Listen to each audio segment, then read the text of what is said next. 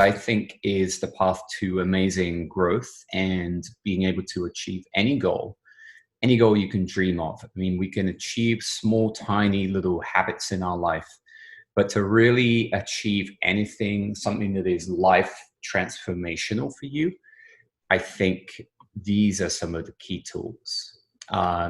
Again, like anything here, we don't really focus. I try very hard not to focus on giving answers to anything because everyone has a unique experience and a unique journey. So I love to offer as many tools, and this is really just my way of thinking through how to get out of the comfort zone in a really, really powerful way, and then understand what is going on inside you emotionally, knowing that you can then deal with anything. Okay, so emotional power through tension to achieve any goal. So what I'm talking about here is learning a brand new perspective, a perspective I never used to have, where we don't avoid tension. We actually gain the skills to deal with tension better. And the whole point of this program we're doing right now is to help people, especially during the current situation and any future situation. If that comfort zone trapdoor that I've talked about before gets pulled on you and some world crisis happens, or a crisis in your relationship, the end of your relationship, these things will continue to happen. It's up to us to build the skill sets to not only help ourselves get through a trauma or a situation stronger, but to then know and understand that that affects everyone in our future.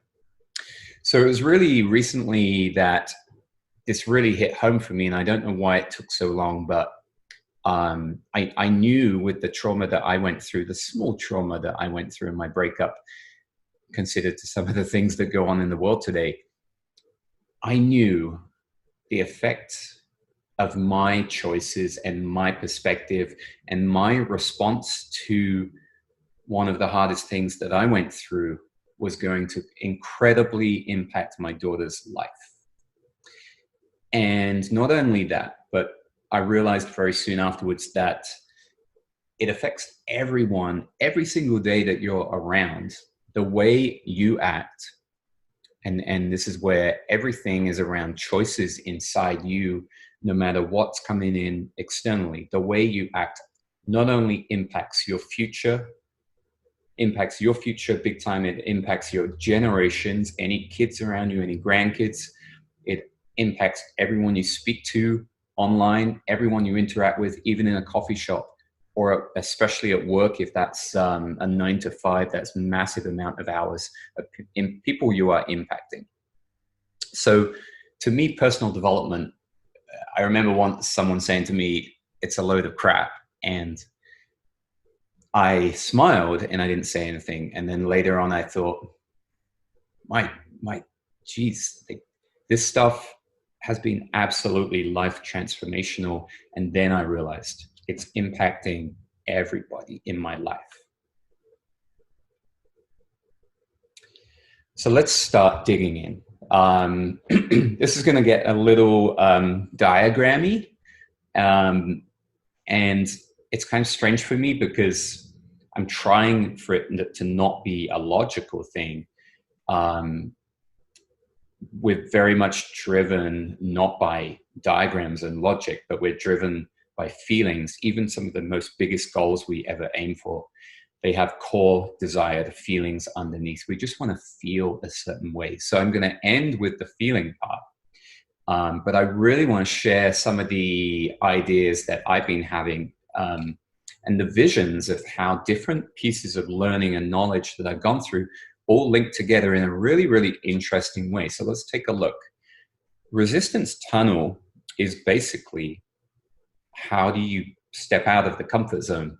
And when you start a new habit, let's say after a few days of doing that small achievable habit, you'll start to feel a pullback. Resistance tunnel is also known as the crabs in the bucket, as Kate said recently, that as soon as you start to step into your empowerment and start to do amazing new things, then you find society, different elements of society and people even around you may ask and question what's going on. They may pull you back in. So this is the resistance tunnel. And I just drew these diagrams up. It's how I see it. Hopefully it relates to something in your life. So we have a comfort zone on the left, and what I like to call a fake comfort zone, because I don't think a comfort zone truly exists. We think a comfort zone may be having a beautiful house, getting married, having kids, having the house, having the yard, trying to get a bigger house. We think that is our comfort zone. And really, in my experience, I think that's a beautiful thing, but I do not think it is a comfort zone. Anything such as a coronavirus can be a trapdoor on life, and your job could be threatened and disappear overnight. Your marriage could change overnight. It could end overnight. And what tools do you have to deal with that? These things will continue to happen in the world. And I think we need to change the perspective of, first of all, that they are, terrible, terrible things. There's terrible things that do happen. No arguing with that. But we always, just like Viktor Frankl said in Man's Search for Meaning from the concentration camps, no matter how crazy scenarios you can think of, you always have the choice to choose your perspective and choose your responses. And that takes skill set. So in this fake comfort zone, there's a trapdoor. We'll get to that in a second. And to really achieve anything, any of your biggest dreams and goals, they're all outside of the comfort zone. Like everything in the last few years that I have experienced that have been the most amazing experiences, going to LA Salsa Festival when I can't even dance in Hollywood. 2 or 3 days there was a beautiful, beautiful experience. And it was completely out of my comfort zone. I've just signed up for a kite surfing lesson this week because I'm choosing to get out of that comfort zone. It's the most powerful way to grow. And it's amazing how many doors open on the right. New people, new networks, new opportunities, manifestation of certain incredible things. And it's all out of your comfort zone. So the key is, how do we get through the resistance that happens when we try to, it feels scary to get out of the comfort zone, and that resistance happens. How do we handle it? What tools can we use to not avoid stepping out of the comfort zone, but to actually get to a point where we can deliberately step outside? I've talked about the trapdoors of life that will always, always happen here. And what happens is when suddenly we're sat in our comfort zone and something crazy happens, if we don't have the tools and the self-confidence and the that kind of inner rock solid as possible core to be able to know that we can deal with anything. If we don't have that tool set, you end up falling out the trapdoor when things happen. And these things happen daily from negative events in the media. And they bring us down into a kind of lower down emotional state of fear and panic, anger, being broken, and or even worse, actually feeling nothing. Now, these things will always, always, always happen. So let's see if we can find ways to change that and make it empower us instead. Even worse on this diagram is often when we fall out of that trapdoor, we, instead of using it as an opportunity to grow through the resistance tunnel to brand new opportunities and goals and dreams, like many famous entrepreneurs have been through that trauma, and then they go through and they turn it into the most incredible growth of their life. But many people will battle and battle and climb back to that comfort zone again and be stuck back in the trap. So all of your goals are on the right here. And some of the tools we're going to look into are things like constant courage, which is really stepping out of the comfort zone in small or medium amounts. Emotional release is massive. We'll get into that. Connection skills are vital. A strong tool set. We'll dig into many, many cool tools and just talk about them. Everyone's got their unique combination that will help them. But it's really about creating a new perspective. Learning, as Nelson Mandela said, education is the greatest change in our world. And the quote is in a slide later on. But education and constant learning and growth is incredible. Right now, I'm learning some incredible things around like neuroplasticity and neuroscience, taking some courses right now because I want to understand how habits can work highly effectively in the brain and how they get programmed, how we can rewire ourselves, because we can change anything in our life at any age. We tend to think when we get older we can't change, but we can. So excuse the deepness of where we're going to get to. Excuse the spelling mistakes. If you find any, I haven't been over this. I just want to share it with you. But we're going to get a little deep in these sections. I just want to open up for ideas and discussion and feedback of, does this relate to you? Does it make any sense in your life? And where are you at in your life? So resistance tunnel is really, if you step out of the comfort zone, it's that resistance that we all feel that tries to pull you back into comfort, tries to pull you back into a smaller version of yourself where you don't then take the action. So we're talking about taking action, which takes courage. And that's why when we talk about taking action in Goalfire, we talk about tiny little micro steps or micro goals or habits, things that are often 2 minutes of action at a time, things that are achievable. Now, when you start to do that, you will hit the wall. Unless it's really, really easy, you will hit a wall. And even easy things, after you've done them 10 times, you'll hit a wall. If you take on big things at the start, then you will take on a bigger wall. So on the left-hand side of the wall are all of the things that are pulling you back. And there's more on there. There's things like beliefs from family and friends sometimes, and people around you say, what are you doing? Like trying these brand new things, and they try and question your change. Self-sabotage is huge, and that's why emotional release is huge, to be able to release some of the previous stories that you've been through and some of the future predictions. We've got future anxiety on here. So the more we imagine, let's say we take on a scenario where one of my dreams is to be a circus performer. Now, I can think of all of the reasons, the self-sabotage reasons why I can't achieve that. I'm 41 years old. I'm not very flexible. I'm not this, I'm not that. People would judge me. I'll get embarrassed. You know, why would I be 41 trying to work in a circus? What would my friends think? There's so many self-sabotaging thoughts and future anxiety thoughts that then because of the overwhelming anxiety and fear, the more we think about them as a cycle, it brings us back into the comfort zone. We close up, and then we don't end up taking the action. So the smaller we can make these little steps and actions, I think the better.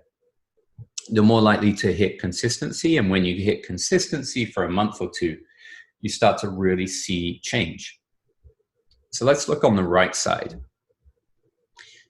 here's some of the really, really key things that I think will get you through the wall, and into everything on the far right, which is your dreams, your goals, new doors opening around, new networking opportunities to really grow your business or your passion or your network. And then a huge one here, relationships. Let's say in the world of online dating, we put ourselves out there, but we have tricky experiences because we've got so much anxiety and blocks ourselves, or we're in a negative space. And so we hit the wall and we kind of go back to our comfort zone, and we may end up either staying alone because we're not projecting a positive energy to people, or we may potentially find a partner who's also struggling, and then you've got two struggling people trying to help each other, and it's a very tricky scenario. I think self-growth and getting to the most vibrant version of yourself that is true to your identity is a very powerful thing before you necessarily look into a deep relationship. There's many things here. Breathing is huge. Mindfulness, we've been into a lot previously. Meditation, being in the moment is huge. You can see on the left, future anxiety. Also, predicting the future is based on past stories and beliefs that we've grown up with. So the future and past I have to be very careful with and focus on the now, which is where breathing, meditation can be incredibly powerful. It's a lot easier to get through that wall in the resistance tunnel when you focus on the now and don't try to predict anything too much. Mel Robbins has a fantastic book, I've got it right here, called the 5-second rule. And she talks about how if you take action, basically, whether you're feeling motivated or not, if you take action within 5 seconds, you don't end up thinking about all of the things on the left. There just isn't time. And you end up bypassing that piece in your brain straight to action. And then when you take the action, you learn so much and you grow so much. And you didn't even have time to think about the negatives. Let's keep moving on deeper in the resistance tunnel, as I see it, because this is another really key point. There's different resistances as you go through this process. So the bigger actions that you take, the more resistance there will be. And when you have lots of smaller wins, like tiny achievable habits, you then build the self-confidence to have bigger wins through those more challenging and bigger dreams and goals. You build the self-confidence to be able to get through that stuff. So if you're feeling bold, if you're feeling very confident and strong inside, feel free to see what happens when you take on a medium or a large size resistance, a big goal, basically. But if not, just focus on the little small wins, like 1% over and over and over and over again, have incredible results. If you take 10 little tiny 2-minute actions a day towards your dreams, they will add up to an incredible thing. And then later, you'll be able to get through these bigger size pieces. For me, starting off something like Goalfire and doing videos, it's a big wall I was facing. It's totally out of my comfort zone. And here I am 30 days later, feeling kind of powerful through it and realizing that big wall that I see on this diagram, it wasn't as big as I thought it was before I started. And that's the really interesting thing, is if you were to rate a fear of doing something, I do this with my daughter sometimes. If you rate a fear, give it a rating before you do it, then give it a rating after, and see what the difference is. Many times it felt like an 8 out of 10. There's no way I can do this. And then afterwards, you're like, It's probably a 2 or a 3 in the end. And that's the mindset that's doing that. So that's the resistance tunnel. Let's move into emotional intelligence and emotional awareness, because I think this is massive for living a powerful life. And in a minute, we're going to see how the resistance tunnel and achieving things can actually, how I see it overlapping with emotional intelligence. So I'm not going to read all of these, but just know that there's so many things in our world that are programmed to keep us small. And when I say small, you'll see from the emotional chart down the line here, I say small as in a smaller self. And they've done tests on the smaller self versus the vibrant, glowing, anything is possible version of you.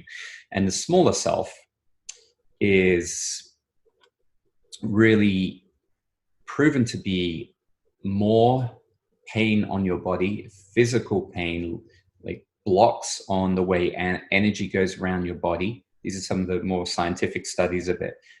Muscle strength has been reduced on many tests when you're feeling in certain states of your smaller self.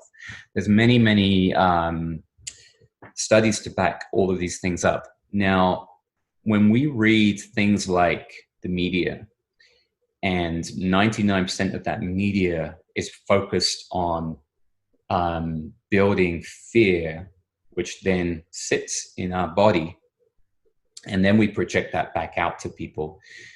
I think in something like coronavirus, like exaggerated headlines to get more hits, many hits as possible.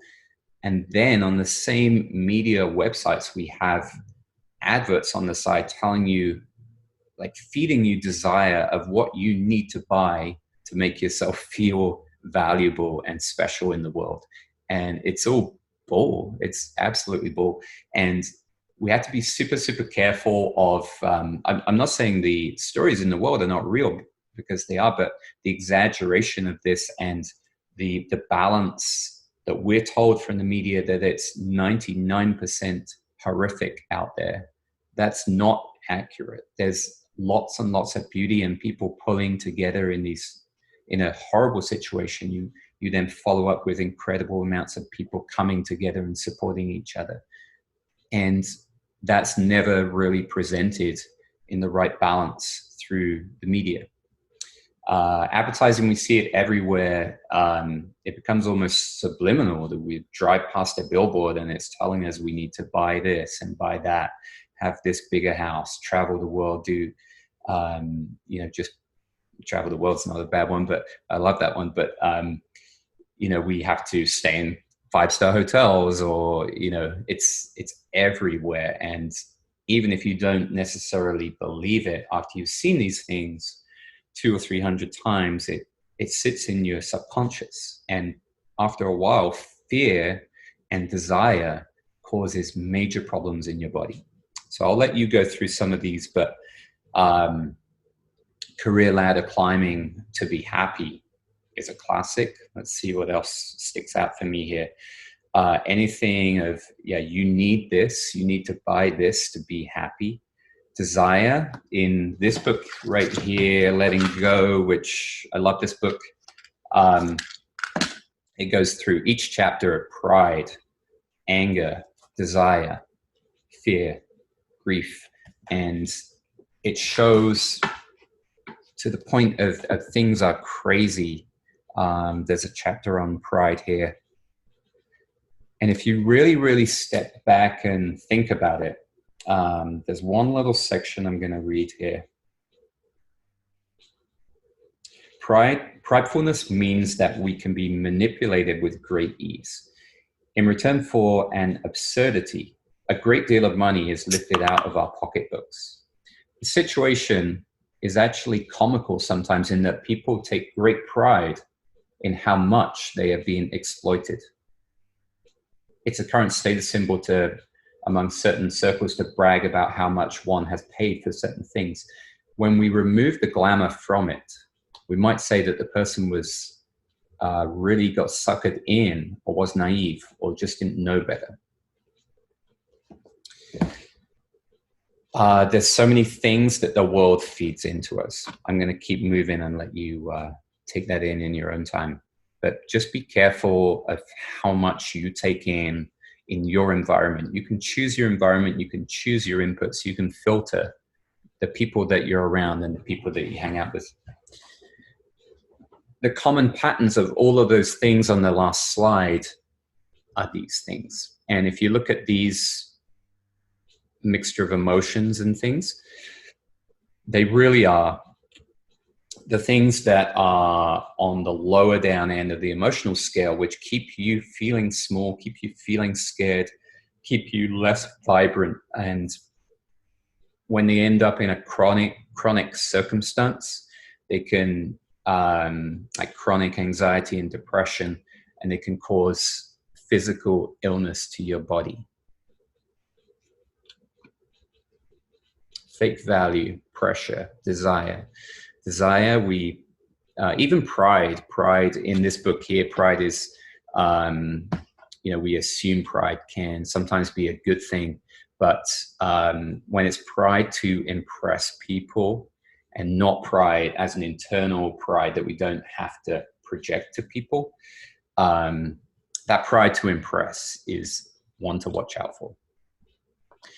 So it's no surprise life is so hard, as I put there. And finding happiness and meaning in life is so hard because we are fed all of these constantly, literally every day. You could write down everything that comes in every day from the external world. It's hard. It's hard to be happy in environments like this. Our perception beliefs of the world are literally inside us. So all of this information and external things come in. We cannot avoid everything that is negative or scary. It's good to know what's going on in the world. But we can choose the type of information. We can choose accurate news sites, less judgmental, less exaggerated, less lies. We can choose the amount of news we take in. Let me move this here. But the biggest choice of all is we can choose inside us what damage this does to us. And our perception is very, very important, and it's inside us. We can choose what we do with the information that comes in. There's this talk about, from many, many people, certainly Viktor Frankl in his second chapter, Man's Search for Meaning, he has a whole section about logotherapy and the ability to choose your response between the stimulus, choose your, what happens between stimulus and your reaction into the world. You can choose your response and choose your perspective. Now, that needs a tool set, and it needs a belief that you can do that.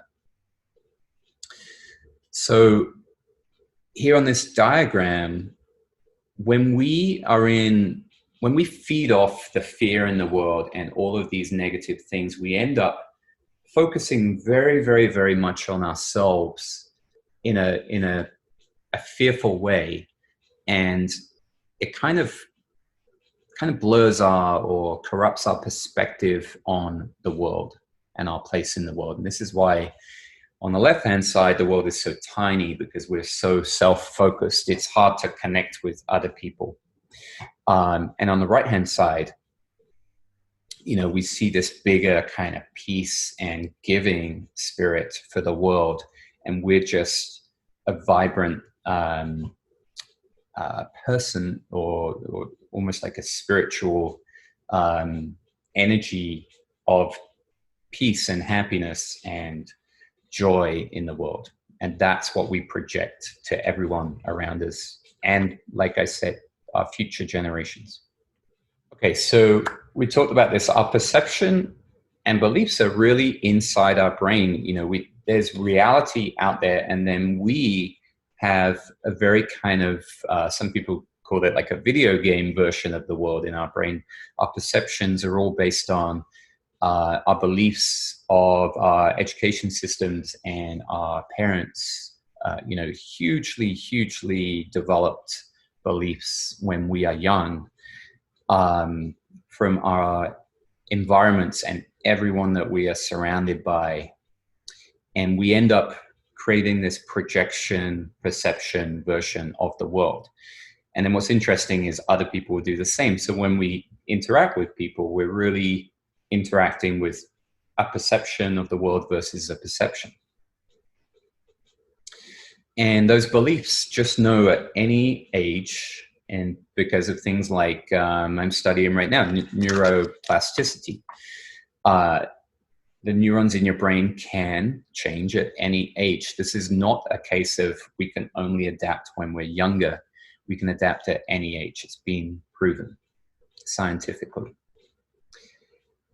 Pain, tension, challenge, curveballs will always come. Now, I think that's a key point, that if we change our perspective to know these things will always come, and the trapdoor will always be there at times in our lives. We'll always have to deal with trauma, tension, loss, painful things that happen in the world. So instead of kind of fighting against those things and letting those bring us down and down and down, let's seek to understand more, understand other people's unique perspectives of the world, unique perceptions of the world. And, don't focus on trying to change people. Just focus on trying to change our own perception inside us to be the most vibrant and the most, the one that follows the dreams inside of us, of our heart, not all the things that we are told and raised to do. And choose and change whatever perspective will make you the happiest. And this is what I was just talking about, is when it comes to social connections. And I think why we have a lot of trouble is because we never learn things like how to flirt with each other effectively, especially if we've just come out of a relationship and then we're trying to online date through a swiping system of pictures and chat, where you don't even get to have eye contact or feel each other's vibe. It's crazy to imagine to me. Like, I'm not against online dating. I've been there myself, and I've my friends have had good success. But it's a great example of how these different perceptions, when we talk to people, are so hard sometimes through technology. I think video chat is a great form, but through a text messaging system, it can be extremely hard to get that true connection. But in the real world, I think, one of my dreams is after coronavirus and we go out there and we interact a lot more with each other. We don't walk around the city just with our heads buried in our phones, but we learn how to interact, authentically and be completely real with less barriers. Because we've already got this challenge that my perception of the world and what I'm going through right now is very different to someone else's. So if you then add on to that these fake barriers of, I need to be a nice person, I need to act this way, I need to say this thing to impress someone. There's a lot of that in dating, trying to be needy and guys trying to impress girls or vice versa. And it's just layers on top of layers, and it just doesn't feel real. So it's about stripping back the layers so that we can understand each other each person has a unique perception on the world. And in conflict, let's not try to, our aim shouldn't be to try to convince someone to agree with my perception. It should be to just embrace and actually really, really love and enjoy that someone else has a completely unique experience, because that world inside their head, that perception version of the world, it's been created amazingly from beautiful experiences and their beautiful upbringing, or a struggling upbringing. But so many stories have created that perception that everyone has a beautiful story inside. It's pretty impossible for someone to not have a unique story. So why not try to find out what is interesting about that person? I recently read, in a conflict situation, if you just try to convince the other person that you're right, and it basically will never work like that, you're just for that one conflict, you've now written off their whole unique personality and all of the opportunities you've got to learn stories behind the scenes about that person. Whereas when you skip the small talk, skip the layers, strip back and be real and raw, you have an opportunity to connect on a more Brené Brown vulnerability level, and a more real level. And then you can share stories with each other, without judgment. And it's hugely, hugely powerful when you get to that stage. Some of the most beautiful relationships in the world are, I think, not necessarily one-on-one, but just with people in general, are deep. And they're deep because they're real, raw, and they're vulnerable, and embracing each other's uniqueness, not trying to get the other person to be the same as you. Okay, so let's dig in. So emotional zones are really, let me see if I've got it in the Letting Go book here. Somewhere in here is this exact diagram. Here we go.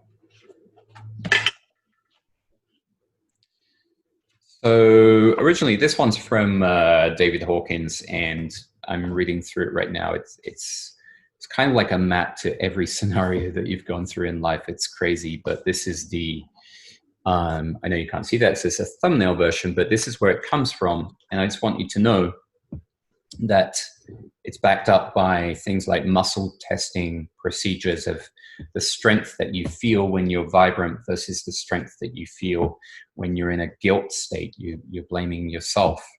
And even like there's numbers related to each emotional state on this scale. And I'll show you the actual scale later. And there's many, many other emotions not listed on this page, but they all kind of fall under very similar categories here.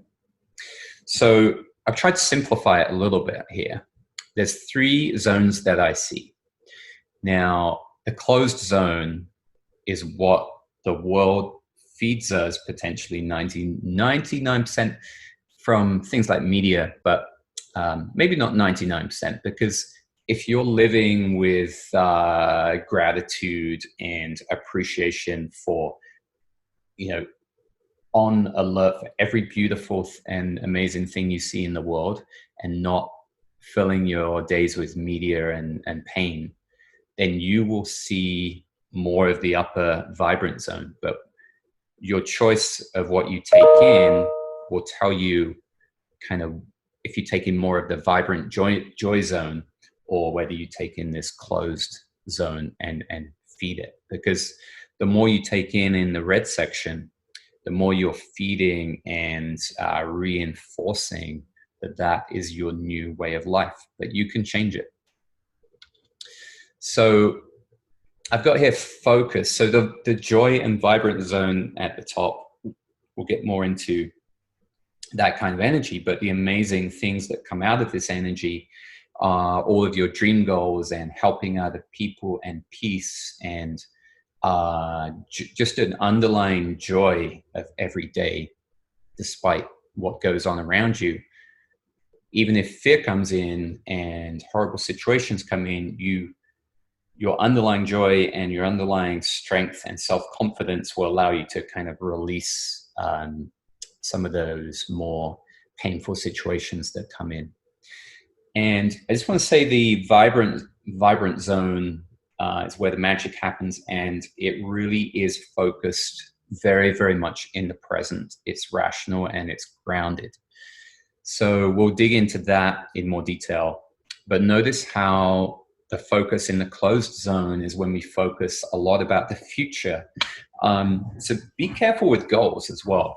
Like goals, one of the most dangerous things is to have really bad goals that do not map to your dreams, your real inner truth. So if your goal is to look a certain way to impress certain people, or if your goal is to own a house because you think that's going to create value for you in society because you own a certain size house with a certain size yard. Some of these bad goals, or to even entrepreneurs have said many times, they want to have a $10 million business or more, and they finally got there. I remember Tom Billy said this, and he literally refreshed his bank account. All the money came in, like tons and tons and tons of money, and he said, I didn't really feel any different. I still felt kind of okay. I felt kind of lost, he said. And it was really, really interesting to realize like how many fake goals there are out there. So review your goals and make sure that they are truly magical things that you want to feel. What's the core desired feelings underneath your goals? Do you want to feel free, powerful, sexy, super confident? But make sure all of your goals have a feeling, a powerful feeling attached to them underneath that you want to feel. Make sure your goals were not given to you by someone else and it's something you feel obliged to do. The courage zone is key because, as it describes in this book, the courage zone is the turning point, and it's the point where things happen and then you, either through your habits or your patterns, you end up going down to the closed zone. And this is where the resistance tunnel comes in. The things that will pull you back to the comfort zone send you down to this red zone, which is essentially the comfort zone. Courage is that turning point. If you can consistently get to courage and keep doing things like the book here has this arrow up and down. And courage is that turning point, which would then, if you keep taking action, being courageous, then you will start to climb more and more and more up. And if you do that consistently, you'll live 90% of your life, or 80 or 90% in that top zone, and live a beautiful life. An empowered life with all your dreams and goals is in the green and pink. But most of us live in the closed zone. And I think that is an impact of certainly Western society, but our surroundings, our beliefs that we've grown up with, and obviously our traumas keep us in this painful zone. But there is a way out. Everything inside you, everything is a choice inside you. And that's your power. So I think if you're trapped in that red zone, it's very, very hard to fully believe that you can change. But, everything points that you can. If the trauma is tremendous, then get every bit of support and counseling that you can to get yourself to a place that you feel you can then have some self-control to get yourself up into a more courageous state and a joy state and a peace state. But if you can't get there yourself, then please reach out for support, reach out for coaching, or anything that you need. But I do want you to know that I truly believe that everyone at any age can choose to follow their dreams, and they can choose to make tiny, tiny changes consistently to make a powerful change.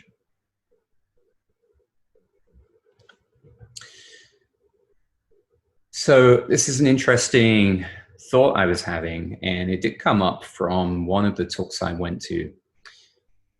If you look at the three zones, which, how many bad things we see in the media and painful situations, how many bad things come from someone living in a place of, here's some of the emotions from that pink zone, feeling, let's see here, having acceptance and feeling love, joy, peace, feeling neutral about things, or feeling courage.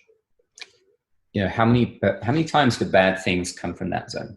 And is it true that most of the terrible things that we see going on in the world come from all of the pain, anger, anxiety, depression, lust, need, judgment, hate? It's just a question, but it's kind of a powerful thing. And how the next question, I think, would be, how can we help each other to start to come out of this state, even though it comes from within yourself? But we've got a responsibility to spread love, kindness, gratitude, peace, support in the world, to help each other be in an environment, because we talk about environments, an environment that they then feel the courage to be vulnerable and let things go, to be able to come into a happier, more joy state. So the question is, how can we move up to the upper zones of feeling vibrant, free, and empowered? Because it's pretty obvious that, our biggest dreams, we would have them today if we didn't. If the comfort zone gave us these dreams, we would have them today. But it's pretty obvious we need to go beyond courage, which is stepping out of the comfort zone into a new version of ourselves that will allow us to then follow any of our dreams and achieve anything we want to, as long as it comes from within the soul. So how can we get into that state? How can we move up? And remember, with your zone, as I said at the beginning, this is a really, really, really crucial thing of whatever zone that you live in. It not only affects your life, it affects everybody you interact with. And right now, there's so many interactions going on online, on social media, which is a double-edged sword. I think it can be an absolutely beautiful thing, but it can be a very, very scary thing where fear can spread incredibly quick. So be conscious of everyone that you interact with, and what are you projecting? Are you projecting more fear? Are you projecting love and gratitude? Are you helping? Are you projecting kindness to people? Are you projecting a positive outlook on the world and some of the most beautiful things that you see in the world? That can be something that we spread as a nation. So online is a massive part of this now, and what zone you live in has a big impact on your family, on your kids, if you have kids. But also, with my daughter, it's her and her future generations. And I've seen with my daughter how even in a tough situation, we projected peace and love to her through a difficult situation. And this is key. Through a breakup, we projected, myself and my ex-partner, who have an unbelievably fantastic relationship now that I'm so proud of. And all we projected, even through the toughest part, was love to my daughter. And that everything was a beautiful vibe. And that was the difference between her feeling anger around her or pain or whatever it would be going through such a common breakup that we all kind of 50% of marriages these days. You can still choose to project that kind of energy for your kids, and it will impact their whole life for better or worse. So just be conscious of the energy that you project. And if I look at those zones, it truly, truly was a zone of vibrant, love and energy to my daughter.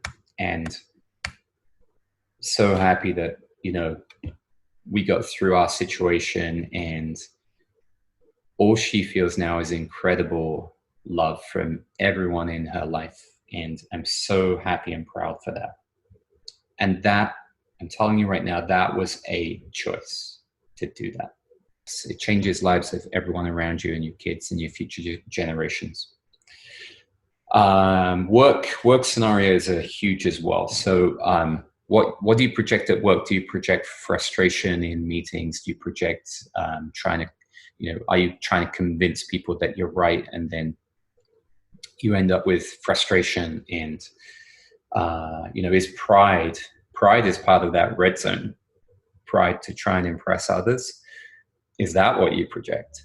Do you then project that, and then that triggers anger in other people? I see meetings are a fantastic way to see at work how 12 people in a meeting, and there's all sorts of those red zone emotions going off all over the place. It's really, really interesting. This stuff applies to business very, very much. So that's how crucial your state is, and you can change young or old. So let's look at what skill sets can help move you up the zones. So one huge one down here in the corner is emotional release, which is what this book is all about. So if you're experiencing heavy trauma, then some kind of emotional release counseling support to be able to feel lighter is essential. And that's where emotional release comes in. And emotional release is something that you would need to do forever, essentially. It's a skill to be able to recognize what's going on inside you, emotional awareness, and then to understand the flow of your emotions so that times that you need to let go. And when things build up before they hit resentment and you end up taking that out on your partner in a relationship, then be aware that that is happening to you, and then know ways to release it. Sometimes that releasing needs to be with the person involved, of course. But constantly releasing is a huge one, because it's very, very hard to go up these zones and while you've got a massive buildup of the red zone. If you have a massive buildup of grief and you've lost someone very, very special to you, a massive chronic anxiety and depression, it's very, very hard to not only go up the zones, it's very hard to even see a life of peace, joy, and abundance. It's very, very hard. And so reach out if you've got a lot of massive red zone buildup. I call it the closed up zone and the fear zone.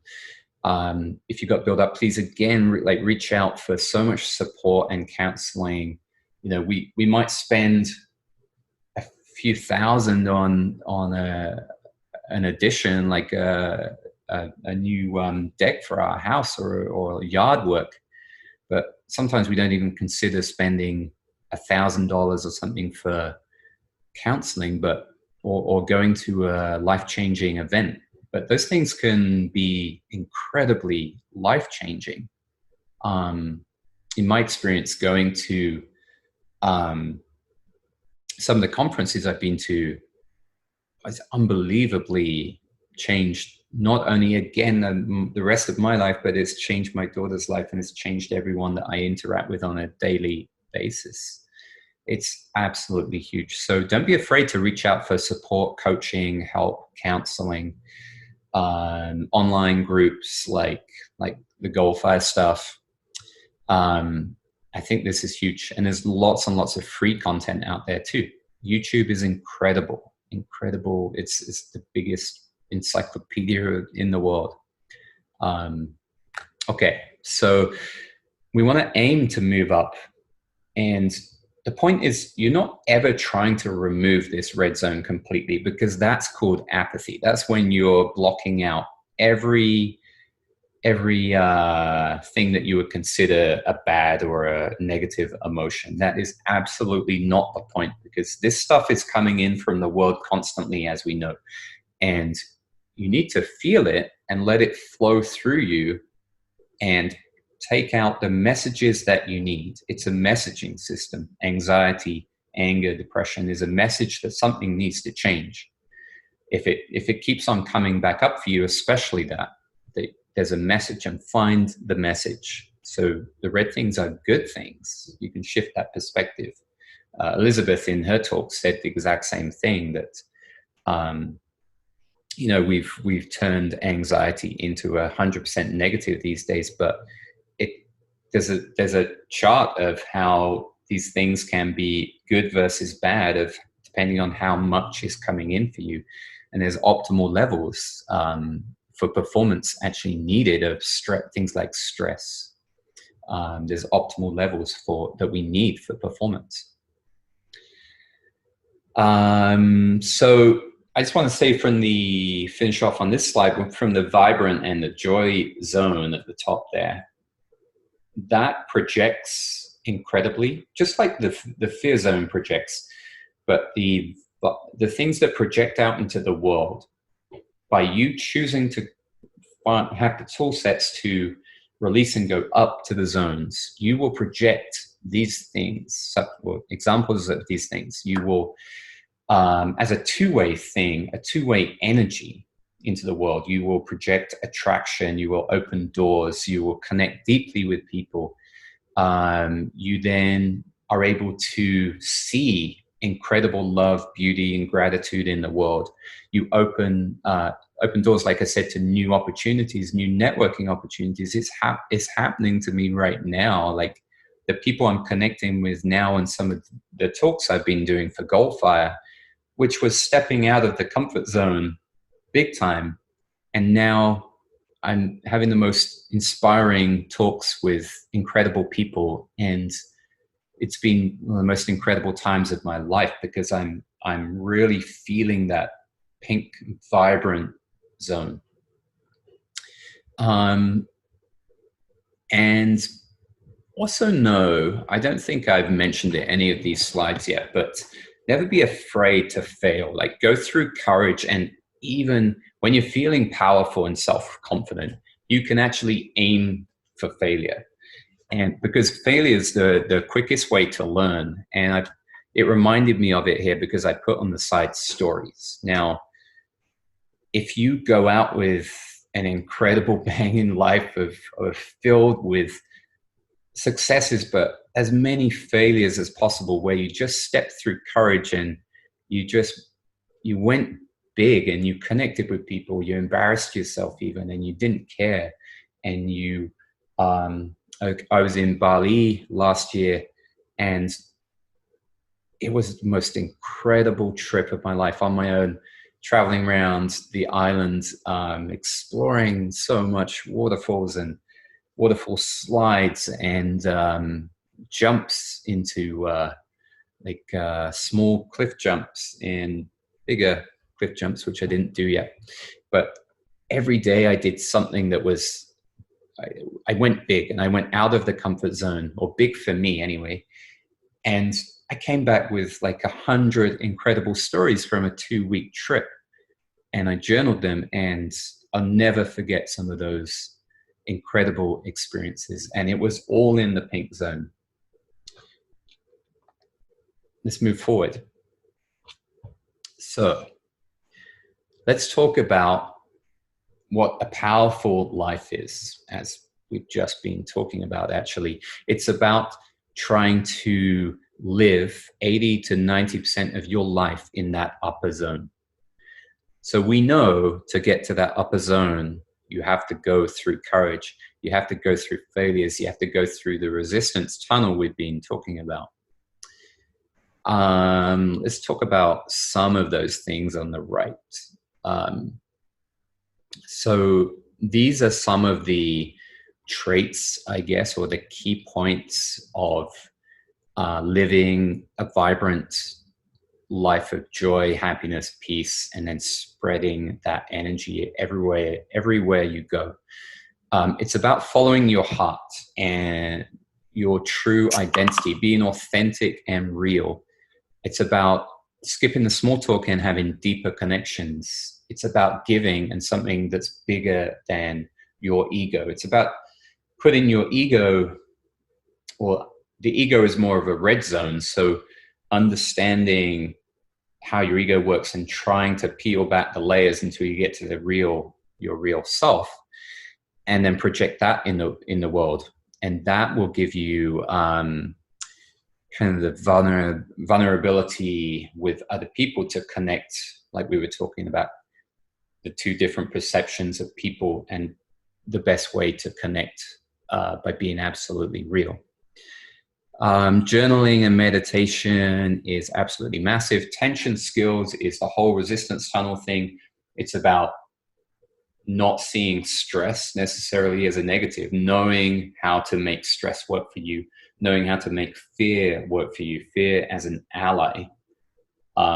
Even anxiety can be, I've got it here, anxiety is a message, and I love that as a messaging system. Overwhelming traumatic anxiety needs support and help. But when you live in more of this 90% vibrant state, then any things that come into the red zone here, such as anxiety or fear from the outside world, you've got so much self-belief and self-confidence and happiness to deal with anything, so that when it comes up, you listen to it's just a messaging system at the bottom now.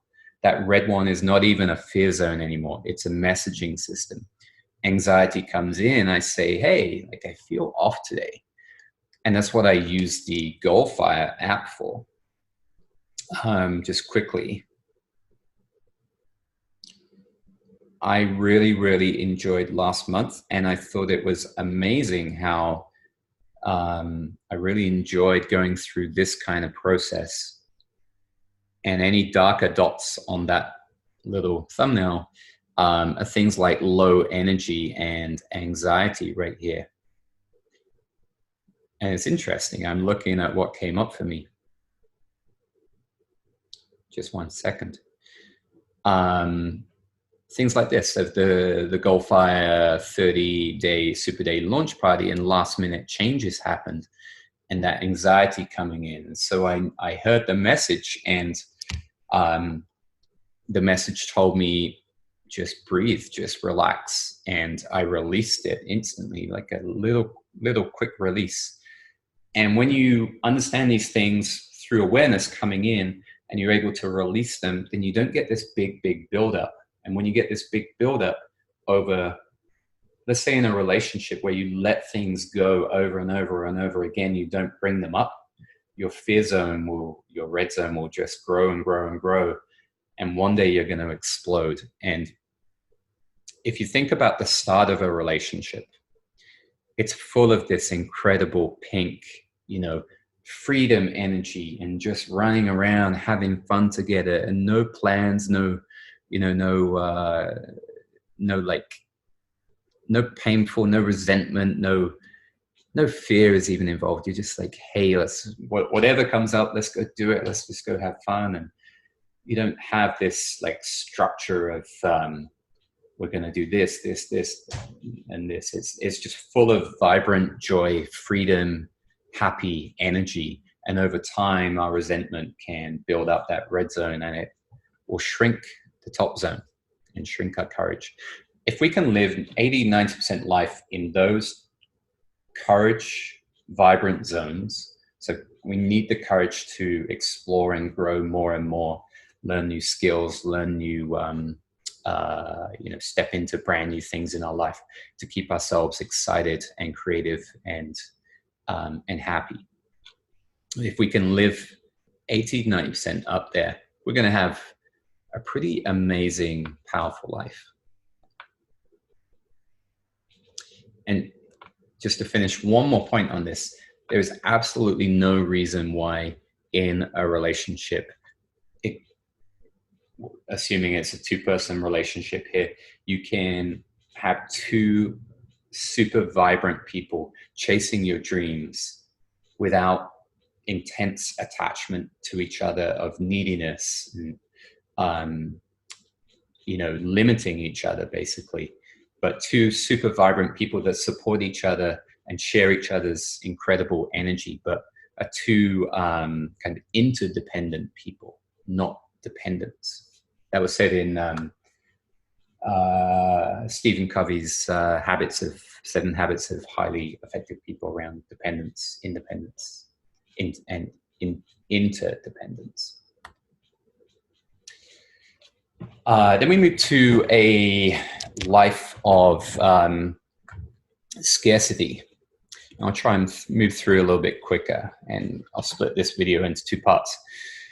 And unfortunately, typically, this is a very, very, very common life. And, I've experienced parts of this red zone pretty intensely through, I have had a pattern of trying to be really overly nice, or I just want, it's very common for a lot of us these days to want everyone to like us, and which is a beautiful ambition, but I think what happens is we end up becoming a different version of ourselves that we don't necessarily want to be, a chameleon basically, to ensure that everyone likes us, and it's really stressful to do that. So it's done subconsciously, right?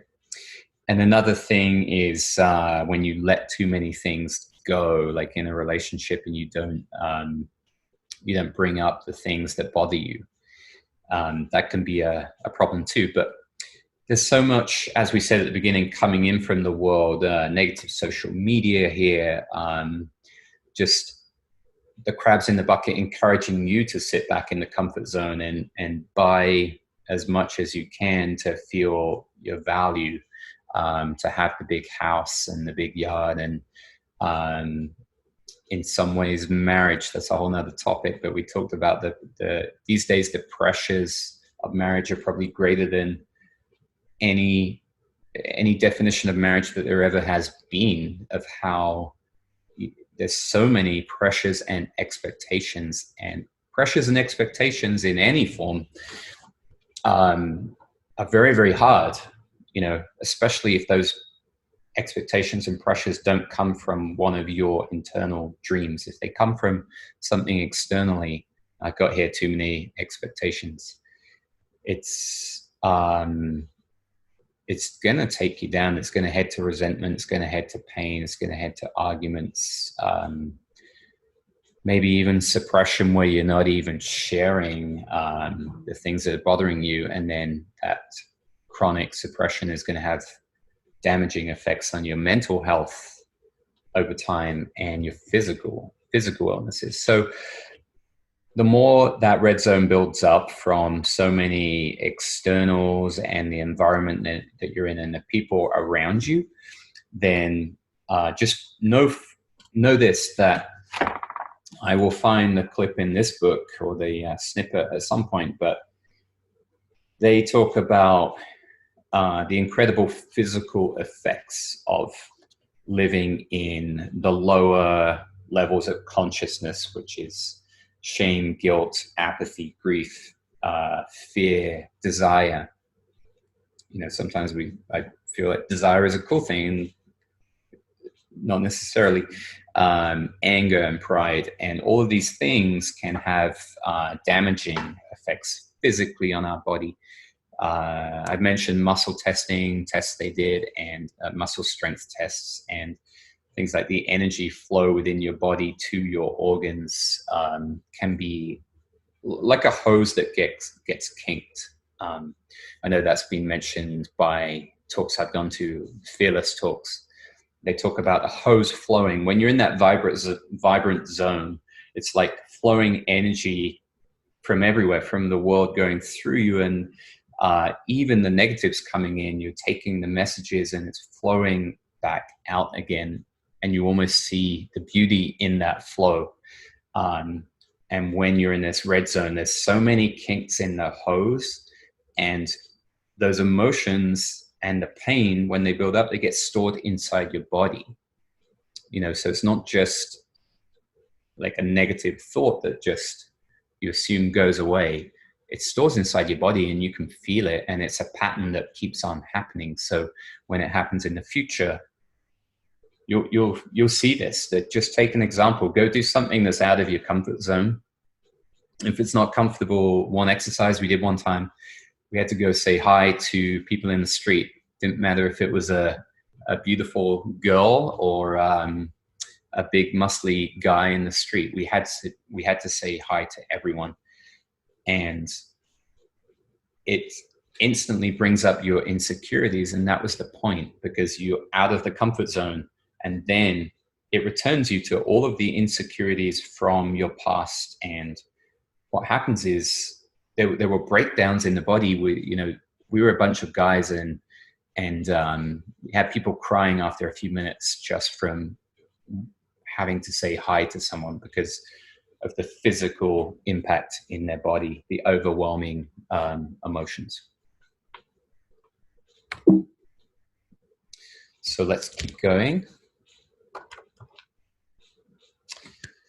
So digging in more on life of scarcity. So essentially we choose to self-sabotage our closed zone, ourselves into the closed zone through negative choices and habits. So here's some examples of, I think it's really important we see how this works. If we choose to read headlines of the news first thing in the morning, let's say, or maybe several times throughout the day, we feel fear and we feel bad, we feel anger, and there's negative stories, and that triggers negative stories from our past. Like it reminds us the world is bad, and there's so much pain out there, there's so much negativity, there's so much anger out there, and then you feel the anxiety about the future of the world. And then what happens when you take this experiment again of go do something out of your comfort zone and feel what happens in your body. Does your throat tighten up? Do your teeth clench up? Do you feel like your stomach has kind of butterflies or tightness? Because this stuff affects your energy flow in your body, and that tightness squeezes things like blood vessels and the flow of energy. I know I already said that, but it can affect your organs over time as well.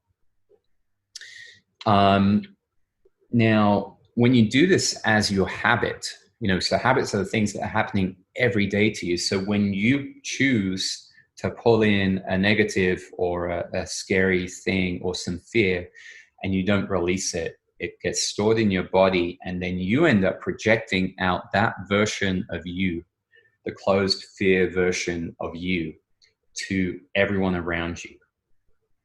And sometimes it's not obvious even. It's a subconscious projection of you just walk in a closed up way. Instead of you walking out into a room with your chest open and your head up, you're down and you're hunched over and your arms are closed a bit more in. You're kind of hiding your heart rather than opening your heart.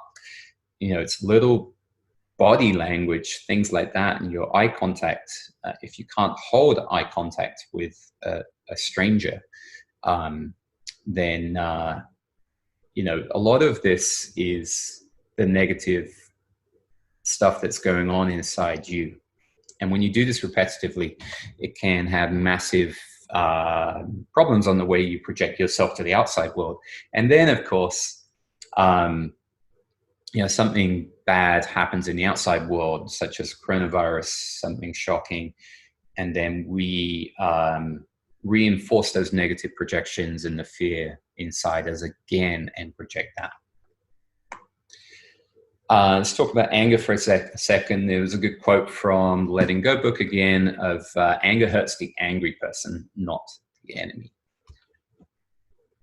I've been through this process with anger and forgiveness, and it's a pretty powerful thing. And I can reiterate, it was Jay Shetty that really helped me one time, of being at one of his talks and talking about it. Like, a forgiveness is something inside you. You do not need the other person. A life of anger and self-sabotage. So here's another example. The external world. We choose to focus on anger and pain in the world. Again, using media as an example. And we, as we've said, we repeat those negative patterns. So this is a bit more about what happens in detail. Like, we project that anger, but now I'm just showing that we push people away, or actually potentially even more damaging for you. You attract people that are very similar, kind of fearful mindset to you, which ends up reinforcing your pain and your anger about the world. And you certainly won't attract vibrant people, vibrant, joyful, peaceful, happy people in your world when you have continuous negative thought patterns. Those are the red lines. There's blocks in your energy, and it's very hard to interact at different kind of zones, essentially. So it's very hard for consistently a red zone person to powerfully, deeply connect with a vibrant person. So in a relationship, we see this scenario of where someone is, I've heard this story many times with people at events, of where they are flying high, they're growing business, they're stepping into their power, but their partner is still in a fearful, painful state. And I don't think any of those situations, the relationship lasted, and that conflict was overwhelming. And of course, when you push people away because of your projection, then unfortunately the cycle clearly shows that you then reinforce your own frustrations about, it might not even be, why don't people like me, but it might be like, what's wrong with that person? Then you have envy for someone who's happy, envy for someone who is vibrant, thinking that they've just got lucky or they had genetics. But half of the time, those people that have a lot of amazing things in their life, they made incredible choices, and they went through incredible hard work to get there. Nelson Mandela, here's the quote: "Education is the most powerful weapon you can use to change the world."